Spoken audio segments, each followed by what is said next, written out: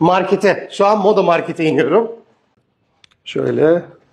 Bu arada Moda Market'e geldim hızlı hızlı.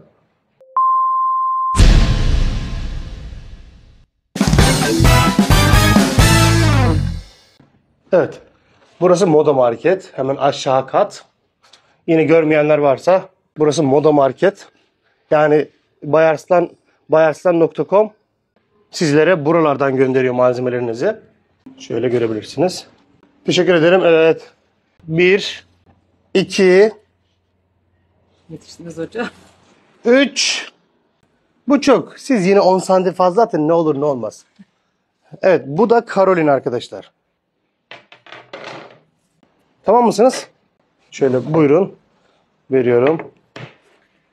Evet. Burası Moda Market. Burada danteller, bayarslan.com var ya girdiğiniz hani mobil uygulamayla girdiğiniz yer burası. Yok yok 3.60 falan 3.70 yapın. Anlaştık.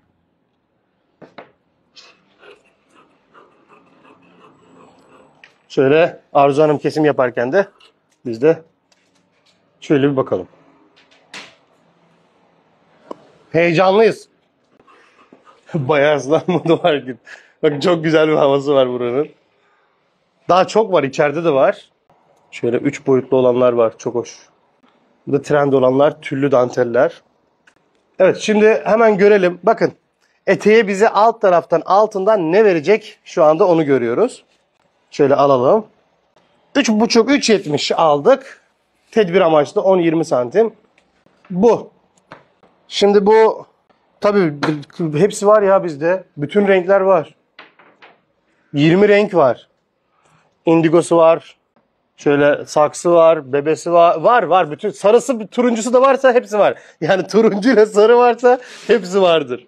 Evet şimdi bir de Carolinelerde yanma ve erime var ya. Arzu Hanım sizce bizimkisi yanıp erir mi? Bozulur mu? Bozulmaz diyor Arzu Hanım. Pekala. Öyleyse şöyle gidelim bakalım. Şöyle bakıyorum. Burada da danteller var. Kabartma tüllerimiz var hazır. Fermuarlar, balenler, gloplar derken sitede olmayan ürünlerimiz de var. Burada mesela kaftanlıklar, gloplar ve genel çalışma. Her şey burada. Şimdi şu malzemeyi aldık. Çıkalım Arzu Hanım. Hadi bakalım. Burası Bayarslan binası. Şöyle bir devam edelim. Carolinelerde kalite olduğu için bazıları ütüde nefes nefese kaldım. Allah hepinizden razı olsun. Şimdi Carolinler kalitedir. Kötü kalite olanlar ısıda erirler. Bakalım bizimkisi acaba bozulacak mı? Sizce bozulacak mı arkadaşlar? Eriyecek mi? Yorum alalım buna. Şimdi Arzu Hanım'ı bekliyorum. Sizce bozulacak mı? Bunların bozulanları var biliyorsunuz. Var eriyenleri var. Eriyip bozulanları var Caroline'de. Canlı şahit oldum ben. Isıyı vurur vurmaz bozulan Carolinler var. Benim başıma geldi. Bir de bu çok güçlü bir ütü.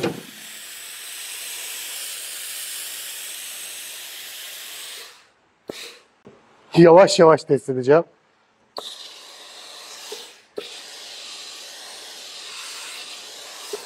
İyi haber.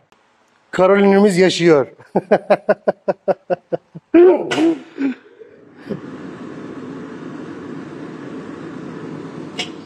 Züleyha Hanım, Carolinelerde kalite olduğu için şu anda size canlı göstermiş oldum. Bizdeki Bayarslan Moda Market'teki Carolinlerle bu şu anda yani size şimdi ben de kendimi kullanmayacağım ürünü de göndertmiyorum kesinlikle. Hemen şunu da aldık. Yani sizler de alırken de böyle bir şeyi en azından bilir kişiden alıyorsunuz. Hata olmaması gerekiyor. Yakışmaz. Hemen sizi şöyle yerinize geçiriyorum. Sonra ben devam edeceğim. Şimdi bir kat Caroline getirdik. Allah sizlerden de razı olsun. Şimdi bir kat Caroline getirdik. Bizim için bakın şu anda bir kat Caroline demek şöyle kaç kat tül ister? Şu an elimde 4 kat var. Bu da bir kat. Bu 4 kat şu anda. Karolin bir kat. Bir 8 olsun mu Arzu Hanım? Şöyle aklınıza geleni de hemen. Şöyle katlayın. Evet. Şöyle 8. Şöyle kamera indirelim. Böyle 8. 6,5. 6,5'da anlaşabiliriz. Evet. Böyle ikisi arasında bir karar verebiliriz. Evet. Bir kat Karolin kullanmak, 6 kat tülüp kullanıp sonra birbirine sabitlemek falan. Oo, bayağı iş uzun yani. Gerek yok. Şöyle gördüğümüz zaman 6 kat tül yerine bir kat Karolin kullanırsanız işleriniz kolaylaşır. Şöyle şunu da kenara şimdilik bırakalım. Kullanmayacağınız anlamına gelmiyor. Yine kullanacağız ama önce Karolin ile ilerleyeceğiz. Şöyle şunu onu en üstte bırakacağız. Aynen öyle Arzu Hanım. Şöyle şunu açalım. Biz de açık yere. Şöyle tamamladık. Şimdi her şey tamamsa arkadaşlar, şimdi burada şöyle diyelim. Hızlı olur, rahat olur, çalışması daha pratik olur. İyi yani şu anda. Şu anda biz bunun üzerine bakın aynı mantıkta tül de ekleyebiliriz. Tül de ekleyelim. Yeter ki çalışma olsun. Yani ama burada anladık ki evet 2 kat Karolin de olabilirdi. Hiç tül olayına girmezdik. Yine bize aynı sonucu verirdi. Öyleyse biz bir de çiğ mantığının çiğ duruşu alsın diye her zaman gölgelemesi için hayal tül kullanırız. Buraya dikkat edin. Hemen şöyle alalım bunu. Etek konusuna da geçtiğimize göre yavaş yavaş işler sona doğru gidiyor. Her şeyi hazırlıyoruz parça parça. Sonra hepsi bir anda bitecek arkadaşlar. Kaç kat tül yapalım? Çiğliği alsın diye tül kullanırız üstlerine. Burası da tamam. 2 kat oldu. Bir kat daha gidelim mi? Bir kat daha. 2 kat görüyordu ama neyse. 3'ü de tamamlayalım. Anlaştık. Şimdi Arzu Hanım katların hepsini bence sabitleyelim. Tamam. Ya da zor mu olur? En son bırakalım o işlemi. Arzu Hanım'ın fikirlerini alıyoruz. Pekala. Aldım. Şöyle yapalım. Açalım şunu. Ucu aldım ben. Tülün. Bir katını alın. Arkadaşlar uçlardan tutuyorsunuz. Bakın tülün uçlarından tutuyorum. Kat kat. Şöyle karşımda. 2. O da sizde. Attım aşağıya. Bu da 3. katın. Şu şekilde her birinin sadece köşe kısmını tuttum. 1, 2, 3.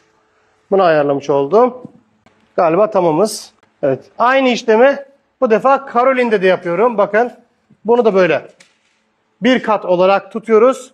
Siz sıfırlayın Arzu Hanım. Tamam mıyız? Evet. Sizi karşıya alabilecek miyiz? Ben geçemiyorum. Evet bıraktım. Bu arada burayı bıraktım. Oraya dikkat. Orası düşmesin. Anlaştık. Bu şekilde bunu açmış olduk. Arkadaşlar bunu tek kişi de yapabilir. Ağırlığınız varsa masanın bir köşesine ağırlık koyarsınız. Tek tek buraya yerleştirirsiniz, çekersiniz. Şöyle şu açıyı biraz daha geniş tutacağım. Öğreniyor musunuz arkadaşlar? Geçenlerde bir öğrenci değil, böyle izleyici vardı. İzleyici bize mesaj atmış. Ya görsel atmış. Demiş ki hocam ben dersinize katılmadan kısa videolarınızdan modeller yaptım demiş, giydim. Evet öyleyse şimdi Arzu Hanım süpersiniz. Yani teşekkür ederim. Her şey yolunda. Şu anda gayet güzel. Ama güzel bir yorum vardı az önce. Niyet öğretmekse öğrenilir. Evet doğru. O cümle tek başına yetti. Şimdi bu ne yapmış olduk bu üründe?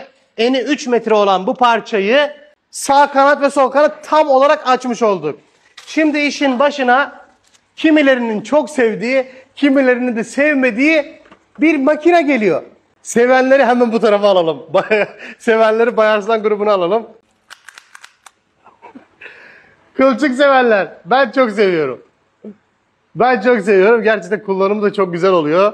Şimdi bunu daha önceden yıl 2014-2015 yıllarında o zamanlar 5 milim kılçıklar piyasada yoktu. 5 milim renkli kılçık da yoktu.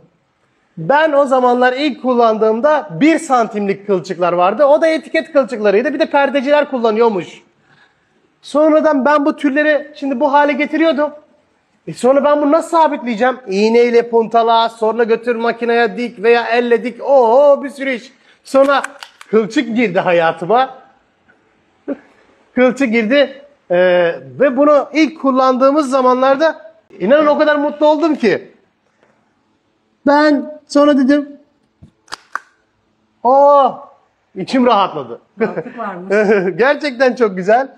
Şöyle arkadaşlar bu da kılçık kaliteli değil. Belki sesi bile farklı geliyordur size. Bayarslan.com'da var ama bu bitti galiba. Ben geçen gün bu kılçığın tanıtımını yaptıktan sonra bu kılçık bitti, tükendi. O bir markalar var. Bilginiz olsun. Onlar da kalitelidir. Onlardan da alabilirsiniz bayarslan.com'dan. Şöyle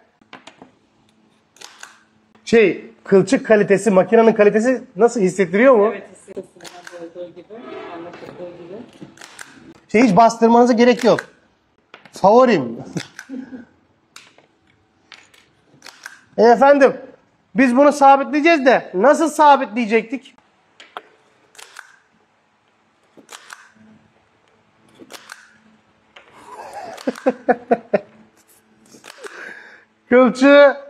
Kılçık, evet etiketçilerin de perdecilerinmiş, ben öyle duydum sonradan. Ama bizim sektörde bunu ilk ben kullandım. Sonra bunu birçok yerde kullandım. Sonra bunu çıktım yayınlarda kullanmaya başladım. Herkes çok şaşırmıştı. Dikiş makinesi mi? Nasıl yapıyorsunuz? Öyle başlamıştı bu olay. Dikiş makinesi kadar etkili. Aynen öyle. Çok etkili. Ya hayat kurtarır. Gerçekten hocam, kullanmayı doğru bildikten sonra gerçekten dikiş makinesi. İnanın sizi destekliyorum. Doğru yerde kullanılırsa, yani aslında mantığı çözülürse, evet. Punta yani, bu başka bir şey değil. Şöyle şuraya da yapalım. Makinenin rahatlığı var ya, beni bir huzurlu hissettiriyor. Şöyle. Çok kaldırmayın ki yeri kaymasın. İlerliyorum. Bakın çok yorulmayın. Benim için önemli olan bunun sabitlenmesi tülleriyle beraber. Bu başka bir şey değil. Bu kadar. Yine 400'lere geldik. Orayı sabitlemiş olduk. Bir de sizlerle beraber buraya geçelim. Geçebilirsiniz siz de. Siz de ayarlayın. Tabii ayarlayın. Şöyle. Hatta telefonu alın. Tam kullanımı tutun arkadan. Şuradan tutun, çekin onu. Şöyle bir gösterin. Bakın burada da yorulmayın. Çok yorulmayın. Yerleştirin elinizi. Malzeme kaymasın. Kılçığı tutun. Yatay. Bu kadar. Yatay kullanın. Zorlamayın. Kumaşı yerinden kaldırmayın. Hop. Size zaten kendisi oturur. Yaklaşın şöyle. Tam kılçığa kadar yaklaşın. Şöyle. Bu kadar. Ama bakın kılçık makinesinden makinesine değişiyor. Bazıları var basıyorsun gitmiyor ya. Gerçekten öyle. Çok sinir bozucu.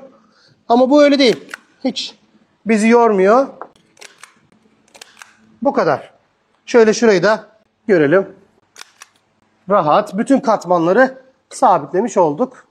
Az sonra gönül rahatlığıyla kaldıracağız bunu. Yok bozuldu, yok iğneli, yok puntala. Eskiden kriz geçiriyorduk. Tamam. Hatta hatırı kalmasın. Şu köşeler var ya arkadaşlar. Şu köşeler. Kayma olmasın diye, kımıldamasın diye bir tane oraya en uç noktaya yapıyorum ki serdiğimiz zaman hiç kımıldamasın. Bizi de üzmesin yani. Şöyle uç noktaya gelelim. Çerçeve yapıyorum. Çerçeve yapalım.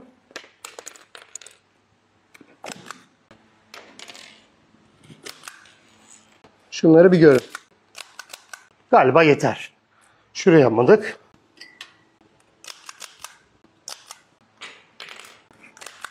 Anlaştık. Tamam. Kılçık tabancalarınızı yere düşürmeyin. Yere düşürmeyin sakın. Hassaslar. Şimdi anlaştık. Alayım hemen telefonu. Teşekkür ederim. Şimdi arkadaşlar ne yaptık? Katmanları koyduk. Biz bunu çoğaltabilirdik. 3 kat yaptık ama siz bunu 5 kat, 10 kat böyle hazırladık. Şimdi bizim için önemli olan şunun şöyle kaldırılması. Bakın dikkat edin. Kaldırıp tamam çektik. Devam. Bu kadar yeterli. Ne olmuş oldu? Sizi görmek de çok güzel. Bayarslan.com'da var arkadaşlar kılçık tabancası. Oradan bulabilirsiniz. Şöyle.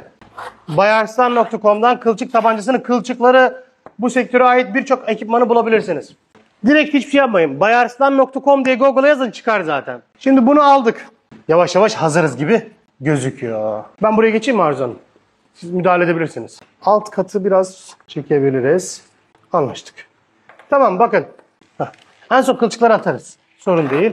Sizler de arkadaşlar şu konuşmalara şahit olun. Dinleyin. En son kılçıklardan istediğimizi kasma varsa çıkartabiliriz diyorum şu anda. Evet, anlaştık. Şimdi gelecek olan malzeme nedir? Gelecek olan malzeme. Şimdi ise dantel gelecek. Eğer başka bir işlem varsa, kılçıkları zaten çıkartmıyoruz, doğru. Ancak kasma olan yerlerde sonradan sökebiliyoruz biz bunu. Burada şu anda yapacağımız işlem, Arzu Hanım, ağırlık koyalım mı o tarafa? İster misiniz ya da gerek yok mu? Tamam. Dantelini artık yerine getirelim. Çok da sıfırlamanıza gerek yok. Zaten şey vermiştik, pay vermiştik. Şöyle bir eteğin bile şey değişti. Dantelin duruşu değişti hemen. Eteği sabitlemiyoruz. Etekte daha işlem var. Etek son halini almadı daha. Alttaki katı biraz çekim bolluk oldu. Hafiften. Tamam. Şimdi şu fazlalığı iyice şöyle tırnak sürterek bütün balonları, fazlalıkları alın. Şu şekilde anlaştık. Arzu Hanım, burası süper. Burası kaldı sadece. Evet. Her şey kesilecek, bitecek. En son Fransız dantel üzerine tasarım olarak eklenecek. Orada biraz işimiz var. Orada biraz işimiz olacak. Şöyle devam ediyoruz. Net görenler, konuyu buraya kadar anlayanlar bir yazsınlar. Sizi seviyorum. Bakın burada emek veriyorum. Aramızda sürekli bağlantı olsun. Hangi rütbede, hangi yerde, hangi mekanda olduğunuz fark etmez. Bizler hepimiz aynıyız. Aynı toprakların insanlarıyız. Hepimiz insanız. Kimsenin kimseden üstünlüğü yoktur. Hepimiz aynıyız. Bu yüzden aramızda olan bu muhabbetlerde, sevgilerde lütfen geri durmayın. Yazın, muhabbet besleyin, mis kokuları yayalım. Ne olursa olsun. Güzel bağlantılar kuralım. Biz iyi olalım, iyi tarafı seçelim. Şimdi burası tamam. Artık bir şeyi kalmadı. Artık bundan sonra bir işaretleme olayı ve konu kapanacak. Burada Karolin'i fazla almışız. Bayağı fazla almışız yani. Yazık olmuş. Şimdi öncelikle şurayı bir kurtarmak istiyorum. Arzu Hanım. Siz devam edin. Nereye gidecektiniz? Süper. Şöyle renkli iğneler de hazır. Arkadaşlar, sınırımız burası olduğu için Karolin'in bu alanını kullanabilir miyiz diye bir düşünce olduğu içimde. O yüzden şurayı şöyle önce bir temiz alalım. Madem fazla çıktı. Sonradan bir şeyler yaparız yani. Size veriyorum. Bu Fransız değil arkadaşlar. Bu lez dantel. Kordenalı Fransız dantel gelecek. Saçaklı, püsküllü. Onu kullanacağız. Tamam mıyız? Tamam. Bakın bunu hiç israf etmedik. Hemen alalım şöyle. Katlayalım. Şöyle kaldıralım. Lazım olur. Kullanılır yani. Şimdi ise yapacağımız işlem arkadaşlar, bakın tam daire mantığını zaten şu an kavramış olduk. Ama şimdi kesimde size daha bir kolaylık. Siz hep şu köşede durun. Şu nokta. Siz hep şu köşede durun. Bakın az sonra buradan bahsedeceğim. Şimdi ölçüye geçeceğiz beraber. Ölçüye geçiyoruz. Şimdi arkadaşlarım, sanırsam sizi biraz daha yükseltebilir miyim? Bir dakika. Bak, ayarlayacağım, inat ettim. Sizi tam orayı göstereceğim yani. Bir dakika. İnat ettim, inşallah olacak. Oldu. Oradan nasıl gözüküyor? Güzel. Şimdi net anlaşılır olsun diye böyle konuşacağız. Sanırım oradan iyi gözüküyor şu anda. Süper. Pekala. Arkadaşlar, etek boyumuz kaç olacaktı? Bakın. Etek boyumuz kaç olacaktı? Burada bizim bir T işaretimiz var. Dikişimiz var. Oradan gözüküyordur. Şurada bir T işaretimiz var. Arkada dikiş gidiyor. Bizim ihtiyacımız olacak olan şey öncelikle belimiz kaç olacaktı? 83 santim dedik biz. Ama bunu biz 80 yapalım. Bakın 83 ama biz bunu 80 yapalım. Neden? Bel gergin oturdukça daha güzel bir havası oluyor. Yani 1 santim dar olur. Gerersiniz. Volanı aşağıya güzel verir. Şimdi ise ben 2 kat olduğu için malzememiz burada 80 santim dediğimiz olay, yani 40 ihtiyacımız var. Tamam. 40 istiyorum. 40'ı da oraya nasıl göstereceksen bayağı uzakta duruyorsunuz sanki. 40 santim. Bu. Şöyle 40 santim dairesini alabiliriz. İşarette. T'yi de tam yana getirebiliriz. 40. Anlaştık. Çok büyütmeyin. İnce, sık. 1 santim küçük çalışın her zaman. Her zaman 1-2 santim belli küçük çalışın. Kumaşın verev dönüşü olduğu için keserken büyüyecektir. Bel istediğinizi size verecektir. Şimdi bunu hemen işaretleri aldık. Şimdi sizi Bir daha iğne alacağım. Size bir ipucu vereceğim. İndireceğim sizi oradan. Bir tane daha alacağım. Atın, devam. Şimdi işimiz güzel. Şimdi sizi alabilirim şu anda buraya. Sevgili arkadaşlar, burada bir detay var. Bunu görmeniz gerekiyor. Şöyle çevirelim. Belin tam oturmuş şeklini gördük mü? T nerede? T dikiş tam ortada. Uca bakmadım. Daha ucu bir ayarlamasını yapacağız. 130'u kurtarıyordur. Süper. Şimdi burada şu bel girişini eğer siz dikkat etmez de böyle girerseniz, düz girerseniz, yani bel kesimini, şu noktayı, işaretimiz burada bizim. Bu noktayı böyle düz girip dönmezseniz, şöyle üçgen olursa burası, önde o toplama güzellik var ya, bir model vardı. Bir dakika. 6 Ekim'de yapacağımız, bakayım o muydu yani, gözümden kaçmadı diye anlıyorum. Evet. Bakın, eteğinizin önünde yığıntı isterseniz, bakın bunlar hep ustalık işleri. Eteğinizin önünde, bu 6 Ekim'deki kursumuzun modeli bu arada. Önümüz, yani 2 ay sonraki kursumuzun, onu da kaçırmayın. Eğer eteğinizin önünde şu yığıntıyı isterseniz, girişi düz değil, çapraz yapacaksınız. Yani burada üçgenlik oluşacak. Sonra o üçgeni alıp belde yukarıya kaldırırsanız size bunu verir. Anlaştık. Şunu isterseniz bele üçgenlik vererek, yani girişi buradan değil buradan yaparak gideceksiniz. Keskin. Bu açtığınız zaman burada kalp ucu gibi bir uç olacak. Anlaştık mı? Anlayan arkadaşlarımız veya anlatabildiysem lütfen hemen bir kalp bırakın yorumlara. Ben de hızlı adımları devam edeyim. Hızlı devam edebileyim de lütfen etkileşim olsun aramızda. Şurası eğer üçgen olursa, bu iğne değil, bakın bu iğne değil, bir iğne daha verin bana Arzu Hanım yanınızda. Büyüğü verin. Evet. Şu iğneden bahsedelim.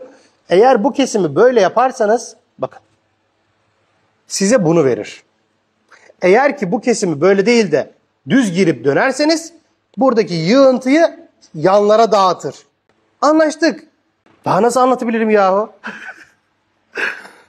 Yani daha nasıl anlatabilirim? Burası. Şunu anlamış olduk. Çok ufak bir dokunuş ama modelin duruşunu değiştirir. Hemen değiştirir yani. Hemen alalım bunu. Evet. Biz o yığıntıyı modelimizde istiyor muyuz? Hemen modelimizde görelim Arzu Hanım, rica ediyorum. Mutlu olduk mu? Böyle ufak detaylar, ustalık işleri. Buna baktığımız zaman bunda yığıntı yok. Öyleyse bizden bel çıkışının geçişini düz ister. Yani der ki sen bunu düz yap ki önde yığıntı olmasın. Bakayım. Böyle. Olmasın. Anlaştık. Şimdi burası kararı verildi. Öyleyse makası alalım. Şöyle. Bu da sektörlü tecrübesi. İşte bundan bahsediyordum. Sektörlü sürekli savaş halindedir. Sürekli geliştirmek zorundadır. Sektörlü sürekli savaşmak zorunda. Anlaştık. Şimdi ise şöyle bunu aldım. Keserken de şöyle keskinlik yok. Düz kesim. Yavaş yavaş dönüş.